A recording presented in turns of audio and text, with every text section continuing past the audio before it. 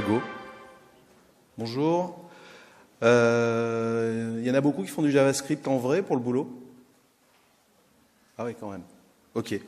Alors, en dépit d'un titre de presse un peu ado, je fais partie des vieux développeurs dont on parlait ce matin.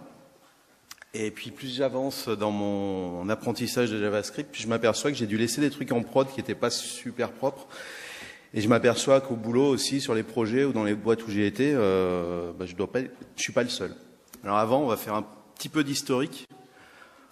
En 95, il y a eu la création de JavaScript. La première version a été faite en 10 jours par Brandon Eich. C'est pas trop mal démerdé pour 10 jours. En 97, il y a Microsoft qui nous a pondu les iframes. Alors maintenant, c'est une aberration, mais avant, c'était un petit peu le début du chargement de données asynchrone. En 99, Microsoft a créé l'ActiveX XML HTTP dans IE5. Et là, c'était les débuts d'Ajax. Et à peu près en même temps, XML HTTP Request est devenu un standard de fait. Donc en fait, tout ce qu'on fait actuellement en JS, qui est joli, qui est sympa, avec de l'Ajax, c'est grâce à Microsoft. Donc pendant ce temps, nous, on a fait des architectures web traditionnelles où finalement tout se passait côté serveur. C'était vue, contrôleur, modèle, avec des accès aux bases de données. Alors je dis côté serveur, il y avait même du code métier dans les procédures stockées des bases de données. Il y en a encore. Et puis ce qui se passait dans le navigateur, ça servait juste à faire joli pour avoir des menus déroulants, des petites choses qui clignotent, choses comme ça. En 2008, Google a sorti la VM V8 Engine, et là, ça a un peu mis la pression à tous les autres navigateurs parce que on avait du JavaScript qui dépotait en fait ça a relégué un petit peu IE aux oubliettes. Ça tournait très vite. Pour la petite histoire, en 2009, il y a eu notre JS, donc on pouvait déjà le faire, mais là maintenant c'est plus une blague, on peut vraiment faire du JS côté serveur. En 2010, Steve Jobs a tué Flash, et c'est là qu'il y a eu en fait plein de frameworks qui sont arrivés et qui ont complètement changé un petit peu l'architecture de nos web apps. Donc, on parle de backbone, vous connaissez tous Angular, il y a du Ember. Bon, je vous disais Node.js côté serveur. On voit arriver les web components avec Polymer, React, il doit y avoir Brick chez Mozilla. Côté serveur, la tendance vient plus en plus à faire des API REST. Donc finalement, on balance que de la data. Et les bases de données deviennent essentiellement des moyens de persister les données, mais il y a quasiment plus de code métier dans les bases de données. Donc juste pour résumer, avant peu de choses côté navigateur, et puis maintenant beaucoup plus d'intelligence côté navigateur, et puis le serveur qui fournit en fait du JSON. Du coup, votre navigateur, il est devenu intelligent, il fait plein de choses. Et ces plein de choses, en fait, ça génère plus d'erreurs, plus de risques et plus de failles de sécurité.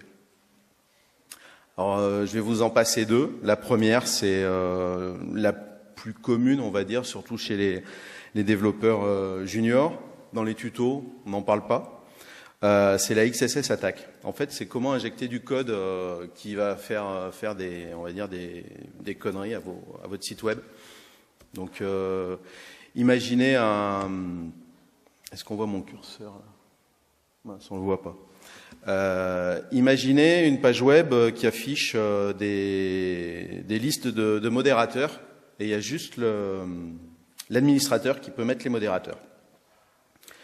Donc là, j'ai fait un template underscore qui va m'afficher la liste des modérateurs ajoutés par l'admin. Donc globalement, alors c'est du backbone, mais ça pourrait se faire avec n'importe quoi. J'ai ma vue qui écoute les modifications de la collection, et dès qu'il y a des nouveautés dans la collection, la vue dès que par exemple je fais un fetch de ma collection que j'appelle les données serveurs, ma vue va reafficher les données avec la liste des modérateurs. Côté serveur, je passe en mode hacker, je me fais juste un site web qui a une URL hacked, et puis qui va récupérer en fait tout ce que je passe dans la query string de cette URL et va la mettre en base de données. Donc je vais essayer de récupérer les cookies et les données de session. Et je vais arrêter avec ça, ça marche pas.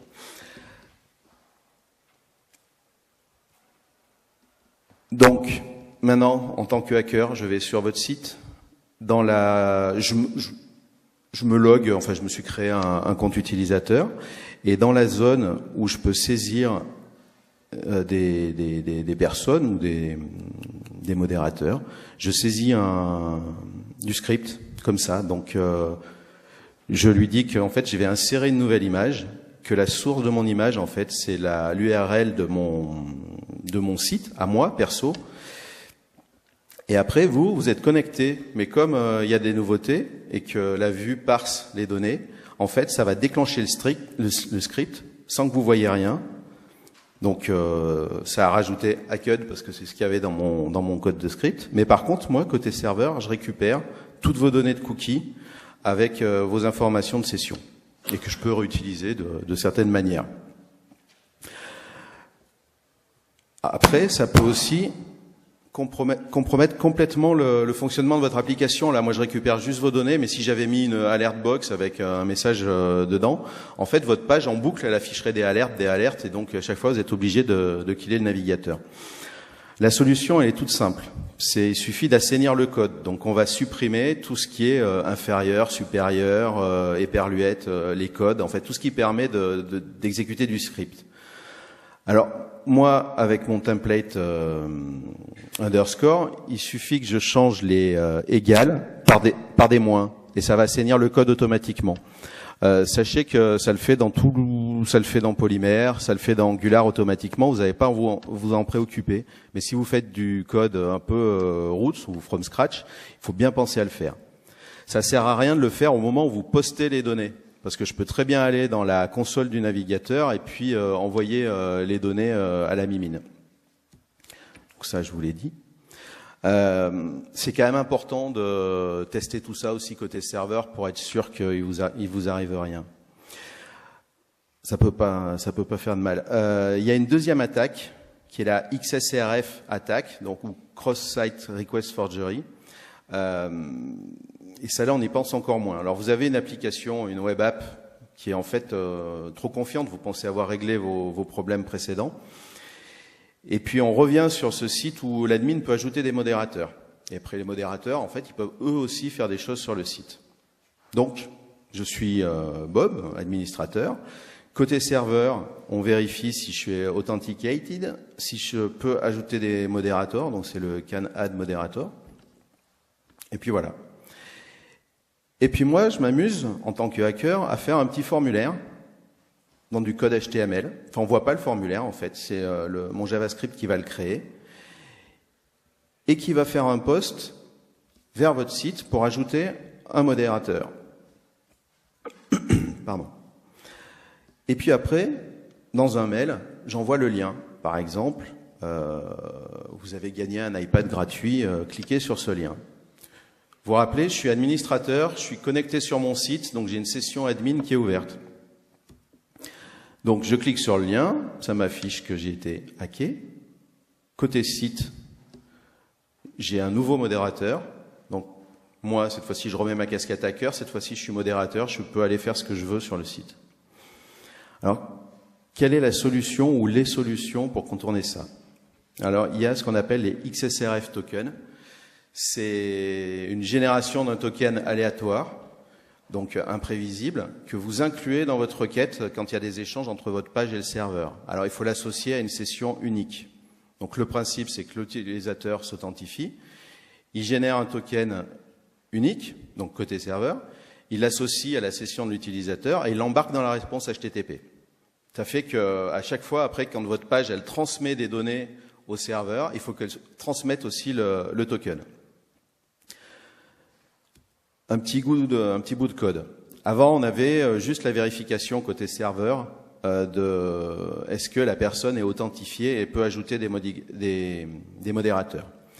Maintenant, au login, je vais ajouter un token côté serveur. Donc, c'est mon rec.session application user.token et puis égal quelque chose qui lui génère un UID unique. Donc, ça, c'était le 1. En petit 2, côté web app, je vais m'authentifier, je vais récupérer les données, je récupère le token, je l'enregistre quelque part dans ma page. Ce qui fait que après, à chaque fois que je vais balancer des données au serveur, c'est mon formulaire là, le post, Je lui balance aussi le token et maintenant, en 4, mon serveur, il va vérifier aussi si j'ai le token relié à ma session. Avec les nouveaux navigateurs, maintenant, on peut faire le même principe, mais sans utiliser de session, c'est-à-dire en utilisant ce qu'on appelle les JSON Web Tokens. C'est le même principe que les XSRF qu'on vient de voir, mais vous pouvez faire du stateless. C'est-à-dire qu'en fait, côté serveur, vous générez votre token, vous passez les informations utilisateurs dans le token. Donc là, je l'ai fait avec du Express. Il y a un projet qui s'appelle JSON Web Token qui permet de faire ça automatiquement et de crypter votre token. Et puis côté client, en fait, une fois que je me log, quand je récupère le token, je vais l'enregistrer dans mon local storage. Et du coup, j'ai plus besoin en fait de ma session parce que c'est finalement c'est ma session, elle est gérée par mon navigateur et côté serveur, il n'y en a plus besoin. Je lui transmets juste mon jeton quand j'ai besoin de discuter avec lui. Et après, côté serveur, en fait, j'essaye de décoder le token envoyé par ma web app. Si je le décode, c'est que normalement, j'ai le bon token et je suis la bonne personne, j'ai le droit de faire ce que je veux sur le site. Donc, à l'utilisation côté web app, ça va donner ça. Je me suis logué, j'ai récupéré mon token, et puis après, par exemple, je veux récupérer des infos. Donc, je fais une requête. Alors là, c'est du jQuery de type GET, avec un type de data JSON. J'appelle mon URL API/try, et puis je veux récupérer des données. Et vous vous apercevez que je récupère un 401, j'ai pas le droit, parce que j'ai pas passé mon token, en fait. Donc, maintenant, mes requêtes, il faut que je les passe comme ça.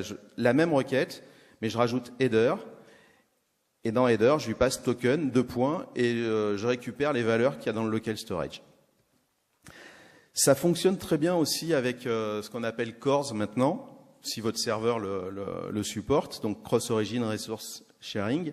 Et ça vous évite d'utiliser CORS avec des cookies parce que c'est hyper problématique et puis ça vous fait d'autres failles de sécurité.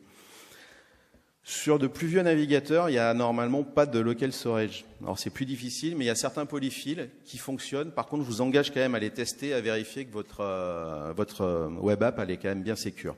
Parce que certains des polyfills génèrent si je dis pas de bêtises, génèrent le stockage dans le DOM. Mais j'ai pas testé ça.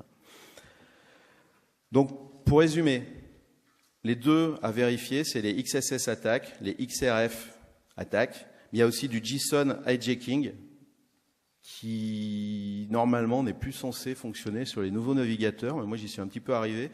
Mais évitez d'utiliser du JSONP, en fait. Faites du CORS côté serveur et ça vous empêchera d'avoir ces problématiques. Puis bon, il y a l'usurpation d'identité, mais entre le XSS, le token ou le JSON token, vous pouvez aussi, et en mélangeant avec CORS, savoir en fait d'où viennent vos requêtes ou de quel serveur viennent vos requêtes.